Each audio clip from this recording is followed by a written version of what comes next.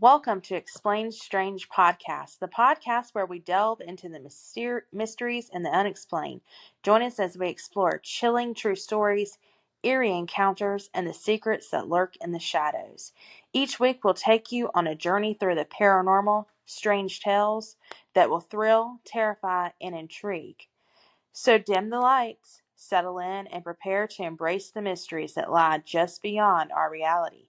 Are you ready to uncover what lurks in the dark? The views and opinions expressed on this podcast is solely of the creators, hosts, co-hosts, and guests, and may not necessarily reflect the views, thoughts, and opinions of the listeners and viewers. Viewer discretion is advised. Today we have a guest named Tony Taylor. I'm going to bring him in right now, and we're going to be speaking on cryptids. Hey, Tony, how are you? Hello, I'm great. How you doing? I'm good. So I've already introduced you, but I'll introduce you again. This is our guest, Tony Taylor. He is a cryptid expert. So today we're going to dive into the realm of cryptids and see what he has to share with us about that. So I guess to start off with, just so for those that are watching that may not exactly know what cryptids are, can you kind of explain what exactly a cryptid is? Yes, cryptids are animals or beings that um, people have claimed to have seen, Mhm. and but they're not in the classification of actual animals like for like zoology. There's actually a branch of science called cryptozoology, which involves really solely for cryptids such as like the Loch Ness monster, Bigfoot, and several others. Okay. Um, Now, so like what you're saying is those are the people, that's the name, cryptozoologists are what is called that studies those? Yes, and I'm not a scientist by any means. I just probably not a professional, but an enthusiast. I guess would be a better way. Right. Personal study and things of that sort. So. Okay. What are some examples of cryptids? I know a lot of people know, the Bigfoot, Mothman, or some of the kind of popular ones, but what else would fall into that people may not know? Well, there's skinwalkers. There's the chupacabra. Mhm. There's Loch Ness monster. Mermaids. They're kind of in some of my studies. Some groups consider them cryptids, and some of them consider them folklore. And I'm gonna touch on that in a little bit, the kind of the difference between the two, and kind of where these two classifications intertwine. Right. Okay. Um, Now, how do cryptids relate to the paranormal, if at all? um, they a lot of times have paranormal uh, properties or behaviors, such as like, for example, Bigfoot is thought to be able to cloak. It's often thought he's not necessarily, I say he, she, because there are female Bigfoot by based on a visualization, people seeing them, kids, uh, uh, females and males. But it's thought that Bigfoot is a either interdimensional being Mhm. or a what's the other word I'm looking for? It's like an alien being, like from has more like alien properties, more advanced Right. intellect. And some of the reasons why they say that is because he's often seen as blurry. They've seen him disappear. Mhm. I'm sure you and probably some our guests have seen like Predator, where you have a being and it has this almost a pixelation kind of thing where it goes almost you could kind of see something's there, but it's like a mirage. Right. And so because of that, it has supernatural abilities. I guess that's the best way to explain it. Okay. Now, the frequency of sightings. I know people frequently report that they see Bigfoot, but what are the frequency of sightings in, I guess, of cryptids in a whole? Is it quite often or? It kind of depends on area. There's Bigfoot, Sasquatch, kind of northwest, but also there's sightings here. Well, I'm in Texas, in East Texas. It's real thick, wooded areas, and there's frequent sightings there. There's no apes, actual monkeys or apes that live in that area known to zoologists. So therefore, it has to be something that is not a common, everyday known animal that falls under zoology. Right. Um, Now, go ahead. I'm sorry. I'm sorry. But like for example, the chupacabra, which is a a cryptid. It's a for the people who don't know, it's a dog-like creature, which is rumored to suck the blood out of goats. There's been several instances, I mean, lots of instances where not just goats, small animals, sheep, and other farm animals, where it has like almost like vampire puncture marks in the neck or in the main artery, and it sucks the blood out and leaves no trace behind. And so those there's not a classification of animal that does that. Therefore, it's considered to be a cryptid because it's never been proven that it actually exists. Right. Now, what evidence supports cryptids? That's the thing. Um, there's some filmography, like we've seen the most famous Bigfoot picture where he's striding through the forest. There's some others as well. I am on a couple sites online where they post possible sightings, because until you catch one, it can actually identify, its family class, where it comes from, do a DNA test, then you can't prove that it is or is not what you think it is. Right. Um, so I guess let's see, what was the question again? I kind of What evidence supports cryptids? uh, there's not a lot of evidence. It's Right. usually mostly visual. It's Mhm. mostly and that's the thing. Kind of we'll kind of was touched on that earlier about the difference between cryptids and mythical creatures. Like for example, mermaids. People have seen mermaids, and and been able to, they haven't ever caught one, never proven one, but it's been more than just a folklore, more just a rumor. There's been sightings by reputable people. I guess that's one of the biggest things is like, is this a reputable person? You have people who are used to, who like avid hunters. They know what an ape looks like. They know what a wolf looks like. So they know that, hey, that's not a wolf. That has to be a chupacabra, or that has to be something of the sort. And Mhm. so that's kind of where you get the merit of the validity of the claim. Right. And kind of like with, I know Navy, they tend to see a lot of different stuff out in the, ocean. So obviously that would be a valid type claim if you have a Navy man telling you, hey, I seen a mermaid. So, Right. now I know I asked you what were some examples of cryptids, but what are some of the more famous cryptids? Well, I mean, Bigfoot, of course, probably the most common. There's variations of Bigfoot. Do you want to touch on that?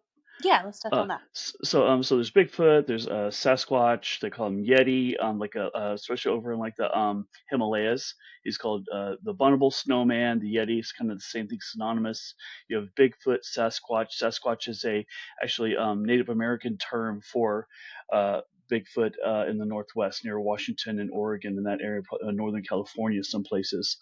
Hmm. And let's see, but then also you have what's called the skunk ape, which is down in Louisiana, which is a also a ape-like creature. Is quite significantly smaller, and just like you see in the wild, just like you see in zoology.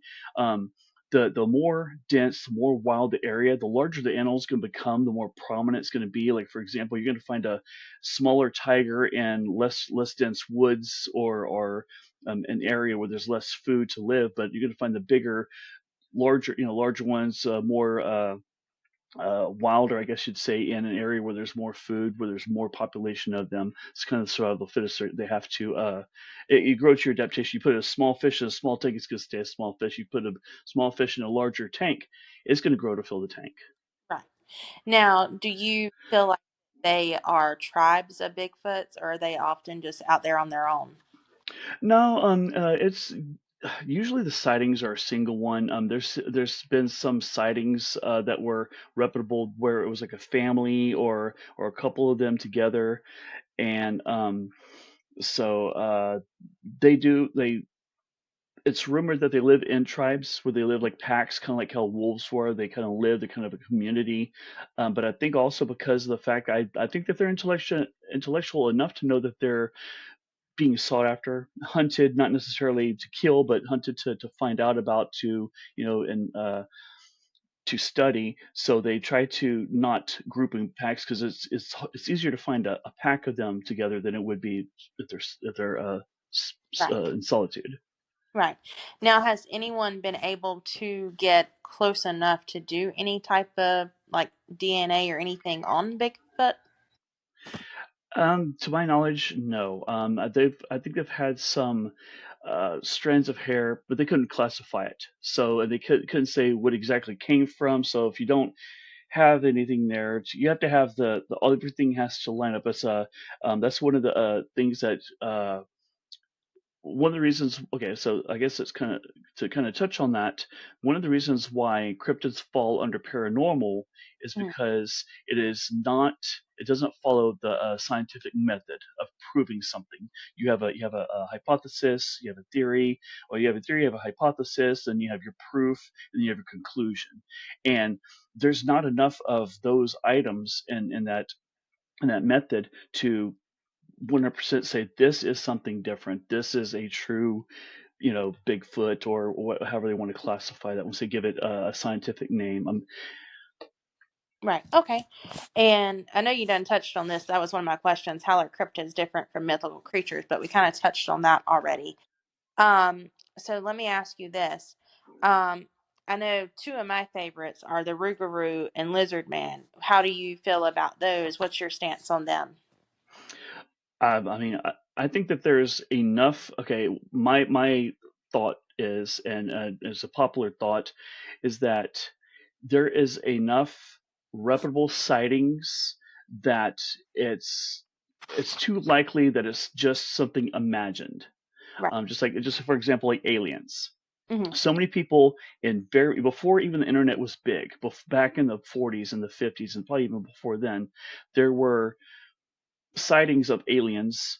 And when they described them, when they gave the sketch artist, hey, this is what I saw, they all look alike. Now there's different ones, of course. We could get into that later, or in another episode. But the basic the little gray guy, the little green man, they all have the big head, the big almond shaped eyes, the little mouth, such and such, and so forth.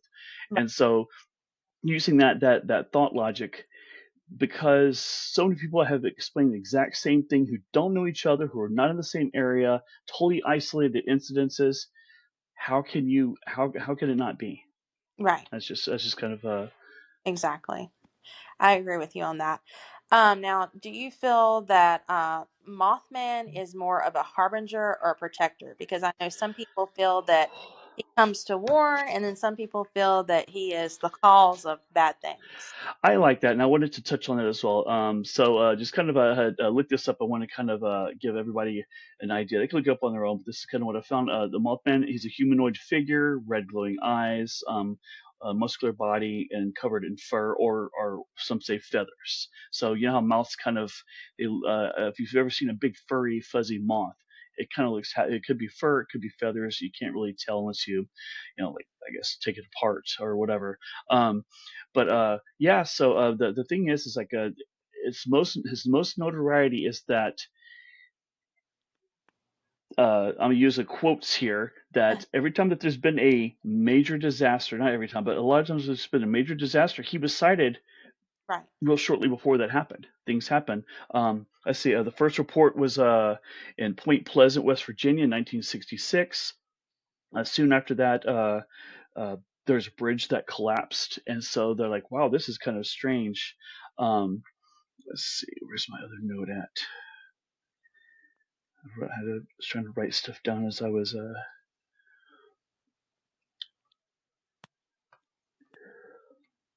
But yeah, so it was a silver bridge. There's been earthquakes, there's been tsunamis, natural disasters, and disasters of man-made structures as well, not just nature, forces Right. of nature. So Now, I did read somewhere as well that he was also cited before 9/11. yes, it's just Yeah. strange, and you kind of wonder though, on some of these things, you know how the rumor mill goes, Right. and I'm not discounting it at all. Hmm. Yeah, you would actually have to go to a point where find the actual point or part, the date, time, place where he was seen. Was he seen? Was it downtown New York? Was it in the area by the bridge? Because there's a couple other cryptids actually up there. People think, oh, in the middle of the city. Well, yeah, there's cryptids in the city. There's one I'm going to talk about here in a little bit. Okay. Now, do you feel that Mothman and Ingrid Cold is connected? Um, Possibly. I haven't done a lot of research on Ingrid Cole, so I can't Right. really Yeah, I elaborate know on it. some people feel that they are, and some feel like it's two different things within the same area. Okay. So, what else would you? I know you said that you wanted to talk about the Jersey Devil and werewolf. Would you like to touch on those? Yes, absolutely. Yeah. So the Jersey Devil is one of the ones I was mentioning that is in the city. It's Hmm. New Jersey. It also has started being how can I put it? They started seeing around the same time. I think it's 1946 was one of the first viewings of the Jersey Devil. Actual sightings, I should say, not viewings, but and it not as much as Mothman. It doesn't really go along that, but I think it goes along with just upheaval. Whenever you have like menacing issues, people have seen along the roadside. It looks very much like a devil, hood, horns, things of that sort. So. Okay. All right. Now, do you feel that this? I know this is a little off topic, but do you feel that Goat Man would fit into the cryptids, or is that something different? Well, it very well could be. I feel that it it's kind of like the whole fine line that like I was talking about. Like when you have things that cross over the line, it some things more kind of fairy tale-ish like fairies, but fairies are actually really considered cryptids as well. Mhm. And a lot of people don't understand that fairies are not just little bitty like sprites or entities. They take on different forms. Or wispy. They also get larger, and they can be human size as well. Oh wow. Okay. Well, a bit, I'm saying, I haven't seen one, but you know what I'm saying, like as Right. far as we're talking in the realm of that, we're the preface that cryptids are real. Right. Absolutely. Okay. Now let's see. My next question. Why do you feel that people who have these sightings have not tried to, I guess, get more proof or whatever? Is it because they're so elusive and it's hard to get proof, or maybe they're just in shock at what they're seeing, or they're not there when it happens? It's just camera like footage. I think a little bit of all of that to some degree. I think a lot of times people who are seeing this maybe they don't have a camera ready. I mean, nowadays everybody has a camera right then, and Right.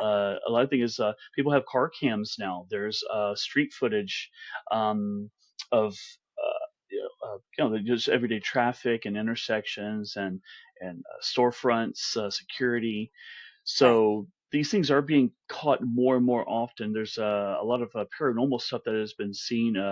Figures floating by, disappearing behind a car. Let's say there's a car driving and the person walks behind it, and the next it just and doesn't come out the other side. The car turns and they're not there. You don't know. Right. So I think a lot of people don't know what they're seeing. I think it is a shock factor, and sometimes based on what you've already heard, can kind of skew what you actually see.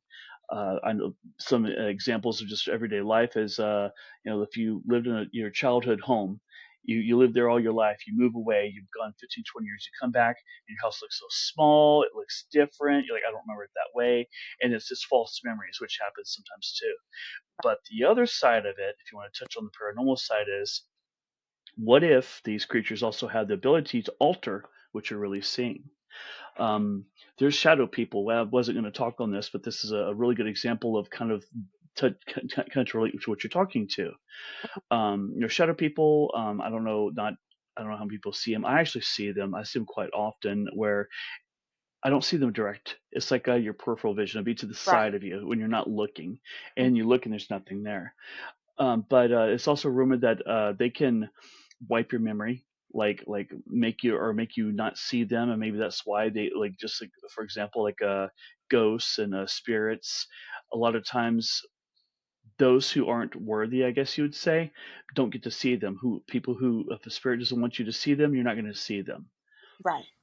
Absolutely. Now, what is the similarities between lizard man and other cryptids?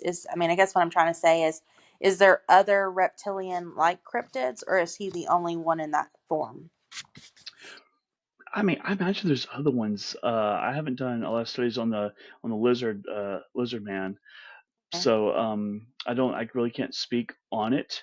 Mhm. But like we were talking about, like with the Bigfoot, they've seen all over the world different variations, different species, I guess, if you will. There's some in Florida. There's in Louisiana. The Rougarou is a like a werewolf to a degree, but Mhm. not. So and it also could just be the language barrier. So some like I said, the Sasquatch and Bigfoot, they're pretty much the same exact thing. They're seen in the same area. They're just a different name for the same thing from a different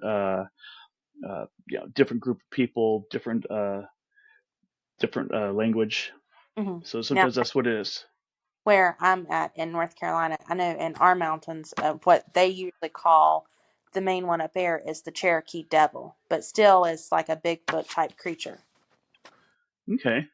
So So is it ape like, or is it it's ape-like, but it's really, really tall. I'm not sure if it's as I'm thinking it's probably about as big as Bigfoot, if not bigger.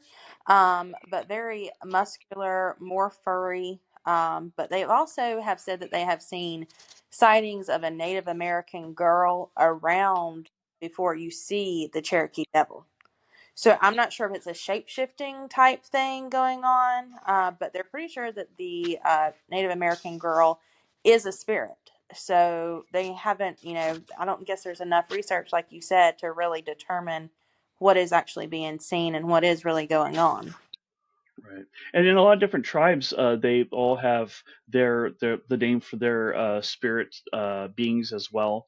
And so they like, you've heard of La Llorona, the Right. weeping woman. Right. And so that's in a Spanish culture, it's a Native American culture. Actually, I've heard of it actually from the French, from the Creoles, the people who had previously inhabited Louisiana. Mm. And so it's kind of it's just like an entity. It's like a sad entity. So I think that's what it is. I think possibly, I mean, it would reveal itself to different people of different areas, different walks of life, different beliefs, Mm-hmm. and just because it wants to be heard or wants to be seen, or has something um, that it has to say or show. Right. Absolutely. Now, how do let's see, how do believers and skeptics view um, the phenomenon of cryptids? Um, I think it's kind of a few different ways of looking at cryptids as well. Like we talked about, some believe that they're paranormal, some believe that they're alien of another type. Talk about the lizard man. If you want to talk about lizard people in general, there's belief that lizard people live in the earth, that they are of aliens and or not extraterrestrial but intraterrestrial beings. That there's there's a cave dwellers. I don't know if you've seen any of the. There's a lot of movies out right now about uh, cave dwelling creatures. They're pale in color. They have either really big eyes or no eyes because they have no use for them because it's pitch black in there. They're also called rakes. That's another Mm-hmm. term that they use for them. Those are also believed to possibly be skinwalkers, especially around the Skinwalker Ranch. There's crevices. They come up out of the ground at night. Right. Um, but also skinwalkers are uh, I think they lean more towards being a supernatural entity than uh, uh, a cryptid. Right. Okay. Now, what is your? Well, I didn't ask you that one about the goat man. Um, so let's see. Now you know that I've asked you a little bit about your view on cryptids. What is your view on the paranormal? Do you feel like it kind of intertwines with one another, or are you more just into the cryptid side of things? Oh no, I'm into paranormal as well. I had spoke with Slap about some of my experiences before. I've had actually some firsthand experiences with paranormal activity, Mhm. uh, hearing voices of people that weren't there, things moving, hearing, uh, like seeing somebody and they disappear. And that's probably the weirdest. I've actually had an instance where I was pushed by I guess, a ghost, for lack of Yeah, better words. right, And it was, and I mean, I don't really scare easy. I mean, I'll watch a scary movie and sleep like a baby, have no problems. But that one was kind of like, okay, this is because when I felt the hands on me, I'm gonna say hands because definitely it was cold. right. The other experience was I was laying in bed one time about to fall asleep. An entity walked in front of my bed and drug its hand across the blanket, and I'm under a blanket. My feet got cold, like somebody poured ice water on my feet. And the minute that their hand went past, they warmed back up. So it was definitely Oh, something wow. there. Yeah. Yes. Now, are you still having these experiences, or is it just few and far between? I do. I think I kind of think that the shadow people kind of intertwine with the paranormal. Right. Not too long ago, I had an instance where I was sitting on the couch and it sounded like somebody threw something and hit the side of my house Hmm. outside, and I went to look. It sounded like imagine somebody grabbing a big log and Right. like a nice size one you could sit on and threw it and hit the wall. I have a brick house on the outside. Went outside, there was nothing there. There was Oh, wow. nothing had hit the wall, but it wasn't just me. My wife was sitting next to me. She goes, "Oh my God, what was that?" I said, I don't know, but I'm gonna go look. And I went outside, flashlight in hand. It was night. It's probably it's close to midnight. I mean, and there was nothing at all. Yeah, wow. Definitely sounds like you've had some experiences and maybe something going on for sure. Yes. So, any other cryptids that you want to touch on? One of the things I wanted to talk about was the so based on the difference between the zoology and the cryptozoology, there's been a few uh, cryptids that were actually proven. So which is this is kind of interesting. So one of the ones is the giant squid. So before, back in folklore, back in times when people sailed without instrumentation but a compass and maybe your the I don't know what you call it, the thing where you look at the stars and can gauge where you're Mm. at. There's and telescopes. Giant squids were rumored. There was tall tales or tales about ships going down or being attacked by giant squids, and they're oh no, you're just you're mad from being at sea for 2 months or whatever. But they've been able to they actually prove that there's such a thing as a giant squid, which is they called it the kraken back then, and they still Mhm. kind of do sometimes because I don't think that they found the biggest one yet, in my opinion. The platypus, believe it or not, the platypus. Amerigo Vespucci, who discovered who the Americas were named after, uh, had seen them on his journey when he was sailing around Americas, North America, South America, and he ventured to Australia and saw this. And then you had a few English settlers there, I believe, at the time, but mostly it was Aboriginal, the natives there. And so he saw a platypus and he told them, like, you're crazy. There's no mammal that lays eggs and has a bill and looks like a duck. This is you're crazy. And then finally they were able to I guess through technology and bring one back, they're like, oh, right, you're right. So they could actually classify it in the, in the genus of what it is. Mhm.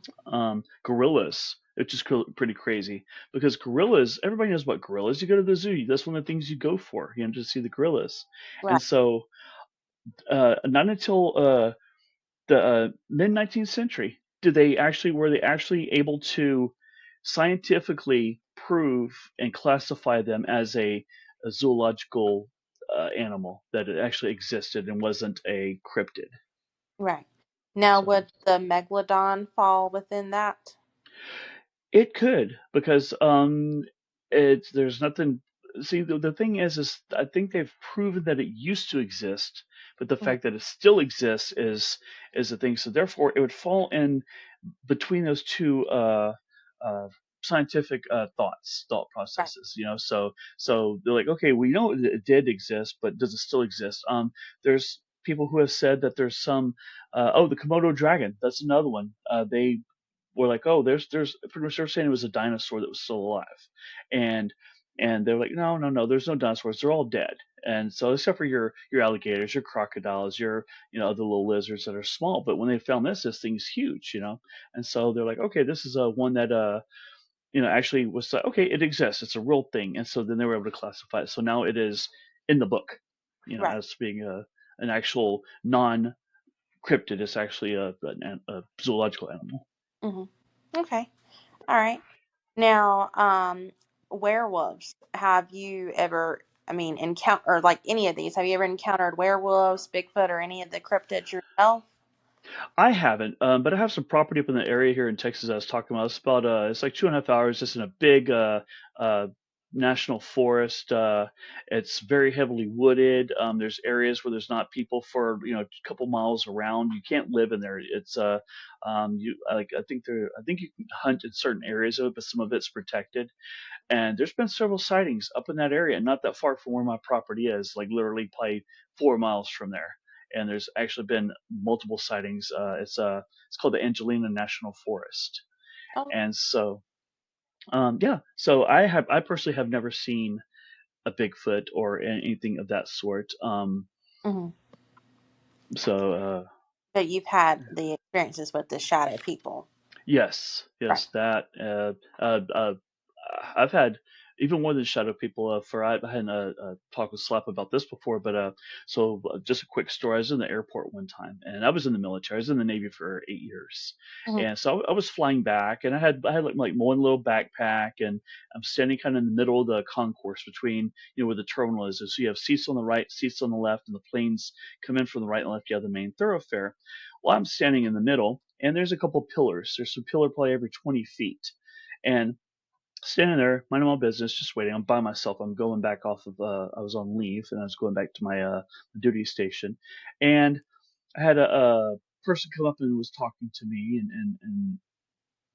and just like, just small talk, and then, uh, said a couple things to me, and I don't really want to get into it so much. It's kind of it was of a very religious nature, and at that time I was very religious, and um basically asked if I was looking for God. I'm like, no, I'm very familiar with God. Well, he's looking for you. I'm like, oh, really? And I turned to look at them, and they weren't there, and there's nowhere for them to run.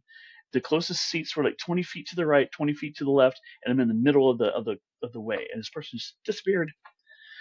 Right. And I was like, okay. So Wow, that's very interesting. Now, yeah, have you heard of the gray man in Pawleys Island, South Carolina? I haven't. Well, my question is, I don't know, maybe it's something you could do some research on and maybe get back to us about. He is seen every time that there is a major hurricane about to happen. Oh Um, wow. there's photographic evidence of him, so I'm not really sure if he is just a spirit, because he did die when a hurricane come in. Um, and so now they say, he just wanders, but that's the only time you see him. So I'm wondering if he is a, cryptid, maybe a alien type form being or something. So I'm just curious about if he falls under the paranormal or if he'd be more of like a cryptid. Yeah, I mean, I think probably would be. I mean, just off of what you said, it seems like. Sorry about that. Um, yeah, it seems like he would be more of a like a paranormal kind of entity, maybe a spirit of something that happened in the past, Right. or also could be interdimensional because I personally believe that there is a possibility for entities. I'm not gonna say people because it wouldn't be. I don't think it would be human. It'd be of some other higher level, I guess you'd say. Over and that might be able to come and warn us ahead of time. Mhm. I know that they haven't really been able to place a identity upon him because they just know of a story that happened in that area. And basically, there's a certain type of mud out there that when it gets, it's kind of like quicksand. And so he kind of got caught up in that mud. He had a boat that crashed and he basically just kind of withered away out there. He couldn't get out. And so, hence why they call him the gray man because it's kind of gunky and gray when you're covered all up in it. And Uh, So I'm not really sure, like I said, if he's really an entity because, like I said, they can't really place other than just a story that's been told and told and told. So I don't know if there's really much validity to it, or like I said, if it could be a cryptid and they're just trying to make it into a paranormal tale.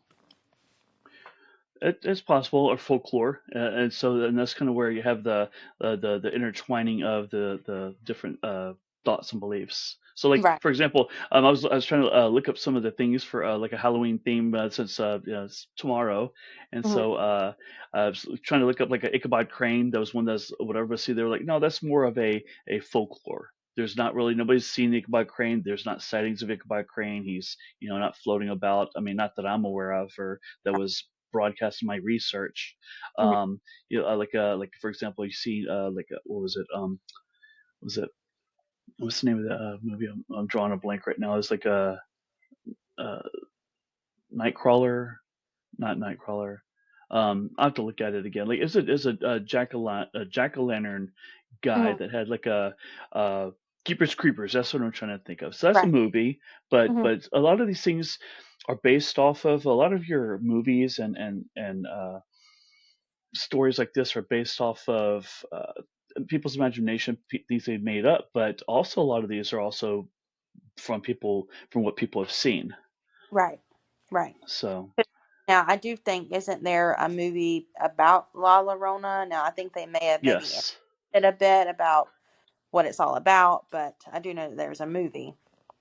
yes, yeah, and that's kind of more like a folklore. I mean, I guess to inform the viewers, it's just about a woman who I think was betrayed by her man. Her man didn't want her because she had kids, so she drawn her kids to try to be the man, and the man didn't want her anyway. And so then she was sad because she drawn her kids and she didn't have her kids or the man. And so she goes around and you could hear her weeping for her kids and the her what she's done, the bad thing that she's done. Hmm. Right. Now, I think, now I've heard this. Now, I don't know if it's true or not, but you can correct me if you know the difference. That Mama is kind of the same thing as La Llorona. It's just, I guess, more would be like the American version of it. Yeah, I think it kind of goes back to the whole language thing and the culture thing, and sometimes stories are adapted. So one person from one place hears a story and brings it to the other. And campfire stories, I know we told some as kids, or still do sometimes, about scary stories, and just trying to for the Right. thrill. So I Now, think that's possible. now I know that this is not Halloween related, but it's coming up close Christmas. Do you believe that the Krampus is a cryptid, or is that more of like a mythical tale? I think it's more mythical, kind of how Santa Claus is, but that's there's a thing. It's called an agrigore. Like Mm. for example, the Tooth Fairy, Santa Claus, and I'm not trying to ruin anything for anybody. If your kids are watching, you might want to plug their ears right now. But they're entities or spirits. And when I say entity, not exactly a physical, tangible, like we're talking about the cryptids, where there might be a Bigfoot, an animal, but this is like a being, a spirit, I guess just like a what's the word I'm looking for? It's a personification that people have has come into existence because people believe in it. You Hmm. believe in when you believe in like Santa Claus, or you believe in the Tooth Fairy, then it becomes a thing. Then the Easter Bunny, you start making it so because you believe in it so much. It's almost like the power of belief. When you have Right. faith. So all these kids have faith in the Easter Bunny. So then they see the Easter Bunny. Therefore, they get eggs, they get candy, they get baskets, they go on hunting. Therefore, the Easter Bunny has to be real. Santa Claus, they get presents, they leave out cookies and milk, and the cookies get eaten, the milk, gets drank, and Santa Claus must be real, things of that sort. So you're making it so. Hmm. All right. Now, is there anything else that you want to touch on? Yeah, so coming up here soon, talking about different cultures and beliefs of different areas. The Day of the Dead is coming up, November 1st is 2nd, and Halloween is tomorrow. And just coincidentally, they both kind of fall around the same time. And one of the beliefs, kind of like the paranormal and spirituality and stuff, is the veil, the barrier between our world, our reality, and the afterlife, or the spirit realm or another dimension, and they're kind of all in a way kind of intertwined to some degree. Um, so the chupacabra is one of the cryptids we had talked about, which Mhm. I want to just kind of talk about this for a second. Um, so I'm going to read the definition that I got off of here. The chupacabra is a legendary creature from folklore in parts of the Americas, mostly southern United States, all the way down through Mexico, and some parts of Central America have seen it too. But it's mostly really highly in between the border towns of the United States, Texas, New Mexico, and the northern part of, Mexico itself. Um, so that's where that lives, and it's really more of a Mexican belief or a Mexican thing, cryptid. But also, I'm probably going to slaughter this name, but I'm going to try to pronounce this properly. It is called a Xoloitzcuintli, which is the a hairless dog. And Mhm. so in Mexican culture, on the Day of the Dead, you see the Mexican hairless is what it's usually called, or it's called a solo. So this dog is hairless. It is what helps bring the Mayans would bury these dogs with people who had died to try to lead their spirit to the next world. Mhm. And Now, so they those, not to interrupt you, but I no, do go know ahead. those still exist because I know some people that have them, and I've Yes. always wanted one. I think they are so neat. Exactly, and so that's kind of the crossover as to where this we know it exists because it's here and it's been in existence. But one of the things is to try to prove that the chupacabra exists is that they wanted to find one, to find a chupacabra, and then do the DNA to see if it's a relative of this. Maybe it's a Oh, variation. Maybe it's a crossbreed. Maybe it has rabies or some other sickness that causes it to become rabid or to uh, crave blood. that's Maybe a possibility.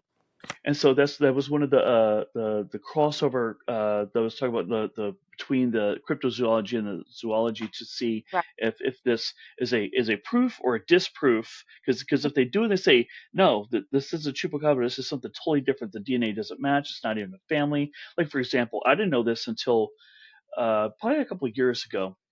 In actual zoology, I mean, we think about cats, we think about dogs. What about hyenas? Hmm. Hyenas is neither a dog nor a cat. They're their Right. own breed, but they're very similar in size. They kind of have the same. If you could probably, if you raise one from a baby, you could probably keep one as a pet, for a Mhm. certain amount of time. I don't know if some animals they revert back to wildness once they get to be a certain age. Right. They like I've heard of people having lions or tigers or panthers and raise them from a kitten and grow them up and they're fine. And then once they get to a certain age, there's something clicks in their head and they want to attack their owner. And then Yeah. that's when you have to let them into the wild or put them in the zoo. So anyway, I guess kind of going back to that, that's one of the comparisons I wanted to bring up about um, the melding of the two sciences. Hmm. Okay. Now, what is the main cryptid in your area? I'm in the middle of the city of Houston. We really don't have very many cryptids that I'm aware of. I know, like south of here, they talked about that the chupacabras. But like I said, that's more in the valley. That's probably another 4 hours south of here, 3 hours south of here. Uh, Okay. and 2 hours north of here, we have actually there's an area probably about an hour and a half from here is the closest area I could say where they've seen Bigfoot, like Okay. actual multiple sightings, not just one, and by pretty reputable people. I see one the other day where they were crossing a train track, kind of in the woods. This train just kind of goes through the woods in the middle, like east to west, the old route or whatever. And they just happened to look down there, and they got their phone out on time. And by the time they saw it on the tracks, they said, "Look, I saw it. It looks exactly what it is. I mean, there's nobody out here in a monkey suit. This is whatever." But the it had already walked down the tracks and it was kind of like in the little ditch on the side. So they call it like the top, maybe from the shoulder here and head. It was Hmm. your standard, kind of reddish brown hair and probably 8 feet tall and appear to be male. So it's of a larger variety. So that's probably the closest one I'd have to say. Now, you mentioned monkey soup. Now, I've heard people saying that, people will go out and, try and maybe they know that their friends are going to be out there, going to, try and scare them or whatever. How can you Yes. tell the difference in somebody that would be dressed up in a monkey suit and an actual Bigfoot? You would have to have a picture in high resolution and be able to zoom in and look at. One of the main things that there's a recent picture, I'll say recent, probably 10 years ago now, of uh, a Bigfoot, and they zoomed in. They're like, look, you can see on their their quads and their the back of their legs. So like, look, there's muscle definition there. You don't get muscle definition with a monkey suit. There's nothing out there that's like that where you see that because when they're walking it when they was walking, you could see it flex, and it wasn't just like stagnant. Because if you had like let's say you had like a foam suit that was like really intricate, I mean Hollywood grade. If you had something even Right. Hollywood grade, the muscles are not going to contract and relax as it steps. There's Hmm. no way. And Right. so they had seen that, and so that's probably one of the better current pictures or videos out there of of a Bigfoot. So that's how you would probably be able to tell. Now, is it true in front from like your research that they do let off a certain musty smell? Yes, it's pretty much imagine wet dog but times 10. It's a very very musty, skunky. That's why they call the one in Florida is called the skunk ape because it smells very skunk-ish. It has a Hmm. very nefarious odor to it. So I know that they haven't really been able to do any research on them, and with apes, being hundreds and hundreds of years, on this planet, um, I guess there is a very good possibility that these could just be a different form of an ape just out in the wild that nobody really knows about because they're so densely enforced. Yes, I think that well, one of the things also that's been brought up is that they're not apes. There's a stronger belief they're leaning more towards that this is just some sort of primitive man. You've heard about the missing link. You've heard of they've done DNA studies of people from the past where they're like, oh look, there's the DNA strand jumps from being Neanderthal to current now, and there's a missing part in there, and the thought is actually if you want to get into like paranormal, so the thought is that aliens came down, took the Neanderthals that were here, and made Homo sapiens. They took and made us. Mhm. Took the DNA, made us more intelligent, gave us the opposable thumbs, uh, gave us like the ability to reason. One of the this is going to get way off subject real quick, but uh, pretty much just kind of like that, to where these entities were probably some of the ones that either escaped this or just Mhm. was not even bothered with, because a lot of people had said about the theory of evolution that okay, if man came from monkeys, then how come all monkeys aren't man?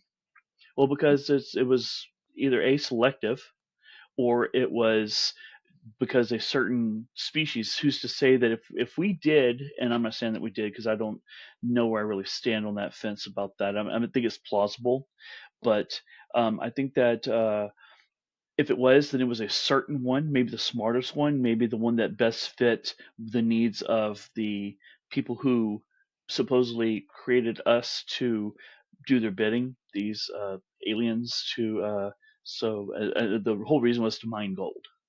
Right. So Now, when you on aliens, do you believe that grays are the same as aliens, or do you believe that's more paranormal, or maybe along like the shadow people line? um I think okay. I think shadow people are spiritual. I think they're more of like a ghost type or spirit type.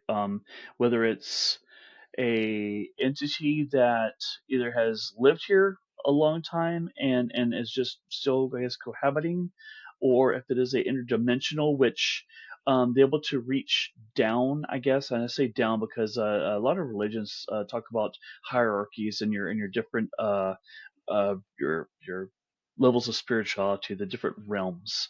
That, And so we're in the third dimension, mhm. and they're apparently in the fourth dimension or the fifth dimension, and they're able to see us and or whatever, and maybe not, maybe they don't know we're here. I've heard a couple different discussions on this in forums. Had discussions about, are they aware that we're here? Are we just coexisting? Is there somebody right now walking through me because they're on a different level of energy? It's really a level of energy is what it is, and everything makes up energy. It just depends on how fast it resonates, Hmm. which makes it matter or not. Um, Matter being like physical, not if it matters or not. I want just to clarify on that. Um, so as far as cryptids, is kind of it's like I had talked about earlier. It could be like they could be either extraterrestrial, they could be biological, they could just be a biological being, like a whatever. They're very lucid, they're smart, but also they could be interdimensional or um, what would you call it? Like kind of paranormal. That could be a spirit type animal that can manifest itself into a physical, tangible body. Right. Now, with shapeshifters, do you feel that's more Native American culture and paranormal within that sense, or do you feel that there is some cryptid validity? I think that shapeshifters are across the board all over the world. They're not just I mean, definitely in the native folklore and or cryptid genre, if you will, to where I think there's enough evidence that there's been enough reports to say that whether they are exactly that or not, but something of that sense is there's things called mimics. Hmm. The skinwalkers tend to do this. Right. You'll be in the woods and hear someone say, "Help me!" But when you listen to it, there's a certain amount of fakeness to it. Of you're like it's like when a parrot talks. You hear a parrot talk and they say words, you know the word they're saying, but you're like, that's not a human saying that. That's Hmm. exactly that you get with like skinwalkers or mimics, where they'll call your name or they'll say something, or shapeshifters as well. Like so, for example, like lichens, werewolves, they're shapeshifters. Um, uh, Vampires technically are shapeshifters. If you believe that, I think I'm on the fence about vampires. Well, I Now, mean, oh, okay. Well, there's a whole nother thing. That's a whole nother discussion one day about vampires. That'd be a really good one to talk about. yeah, absolutely. Now, talking about, shapeshifters and all, do you believe that doppelgangers are cryptid? I mean, being that just like you, could they be somebody in a different realm, like different dimension, or could it be more paranormal? I think it's definitely probably both or either. I mean, and I say that I'm not trying to ride the fence or anything like that, but I think with the characteristics is kind of what I'm going off of. Is Right. that so? There's the reports of doppelgangers of things. It's like, okay, there's this thing called the uncanny valley. The uncanny valley is when you see something, you see a human. It's usually pertains to humans. AI is a very good example. They Right. can make people look exactly like you and talk just like you, but there's just something not right, and you Mm. can't quite put your finger on it, but it's there, and you get that weird feeling in your stomach, like nope.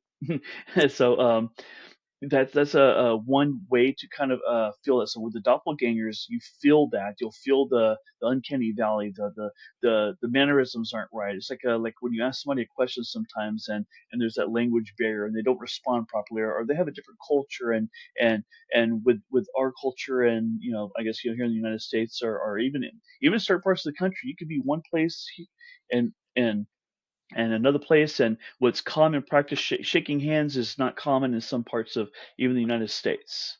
Right. Things of that sort. So it's like almost like a win and roam thing. So when you try to interact with a doppelganger, for example, you would get that weirdness, that kind of awkwardness, and so that's kind of one thing, that like a telltale sign of that. Okay, this is weird. Now, I know I've seen my mom, and then my mom has seen me. And when I seen my mom, she was actually doing something that she normally, does. And she was walking to the kitchen when I seen her to go and get some water. And I just, didn't pay much attention. And then I was thinking, wait, never seen her go back by because she would have had to went back by to go back the way that she was coming from. Yes. And into the room that she was in, and I said, "Did you not just go into the kitchen and get you some water?" She said, "No." I said, "You're messing with me." She said, "No, I've been here the whole time." But it was literally just like her doing, something that she would normally do, and then she's seen me, and she'll say something to me, and then she'll yell out, and I'll come and like, "Didn't you? Were you not just in here?" I'm like, "No." Mm. So it's kind of odd that, we've seen one another doing normal things that we would do, but no response, anything like that, or don't see them again. Wow, that's very wow. Yeah. As I'm okay with it as long as I don't see myself. Because they say if you see yourself, that's bad. So Right. Well, I just wonder if that was kind of talking about that, you're kind of talk about the interdimension thing. So there's the multiverse thought, and I'm not talking about the Marvel multiverse, but the regular multiverse where we live. So I had once seen, and this sounds kind of weird, I'd once seen a picture that when I looked at it, I'm like, that's me, but it mhm, wasn't me. I'd never been there. Let me take it back. I had been to this place. It's a mhm, place that I go to. It's my local place. I go to like watch live music and have a few beers, and so I was like, wow, that is me. And I even asked my friends, like, who is that? Like, I don't know. Nobody knew who it was. But I'm like, well, I said, well, it's not me, and it's kind of weird. Like, I don't think they saw it like I saw it, but I mean, I think the most person who knows what looks like you is you, right? right, And so I was like, wow, that is me. If it's not me, it's like 98% me kind of situation. So I'm like, is this a crossover? Is this like where two alternate dimensions happen to meet at one time? And and I wasn't at the venue that day because I looked at the date on the thing. I'm like, well, was there a show? And I was like, well, and I usually take shows of take pictures at shows, bands playing or whatever, or friends hanging out. So anyway, so yeah, so I could kind of see what you're saying. I mean, it wasn't a first-hand experience like what you had, but to see someone and you're like, oh my god, that could have been me to some degree. right. Yeah. I bet that was very, very wild. I still think about it. I'm like, man, how can I wish I knew who that was to just kind of see, and maybe just the one way that they were smiling in that picture, or the angle that they're looking at, maybe if they turned a different way, it didn't look like me. Right. And I just don't know because I was only one picture for me to go off of, and the pictures of good quality. I zoomed in. I'm like, wow, you know. Yeah. And nobody knows who. No, it was some show, and I think the usual people I hang out with weren't at that show, so I'd have to talk to somebody who was in the picture who knew who that was because they were in the back and they were tall like I am. I'm 6'1", and I could tell the people in the front were shorter, the people in the back were a little taller. So it was like doppelganger, I guess, one of my doppelgangers. Yeah, that's wild. So, is there anything else that you would like to touch on about this? I mean, that's kind of it with the cryptids. I don't know if you had any other questions or want to talk about. Let's see, we really did talk about the werewolves so much, or the lichen as they also are called, Right. or like we said the Rougarou. Mm, But they're all very like Wolfman ish. People know what werewolves are. I mean, I guess from when you're a kid, you know. right. So but yeah, I think that was more. So the werewolf itself is more of a mythical creature than what it is a cryptid, but with the whole the Rougarou side of it is like it really like okay, that kind of brings you back to hey, this very could be a very well a cryptid. Right. Absolutely. And there's lots and lots of sightings of the Rougarou all throughout Yes, Orleans, so Louisiana, period. So it's really hard to say, but I mean, a lot of people have had the same experience, and none of them usually know one another. So it definitely could be a cryptid. right. All right. Well, I thank you for coming on our show, and I know that you have lots of knowledge on other things. So if you would like to, maybe bring on another topic, we could definitely have you back for something like that if you're interested. Oh, absolutely. I'd love to. Okay. Absolutely. Well, thank you for joining, and I'm going to. Sounds great. Okay. We'll do. Thanks for tuning in to this episode of Explain Strange. We hope you enjoyed our dive into the mysterious and unexplained. If you like what you hear, don't forget to subscribe, rate, and share with fellow paranormal enthusiasts. Join us this coming week as we uncover chilling stories and strange encounters with other paranormal events. Until then, keep your eyes open and your mind curious. Who knows what might be lurking in the shadows? And happy Halloween, everyone, and stay spooky, and we'll see you in the podcast. Happy Halloween. Happy Halloween.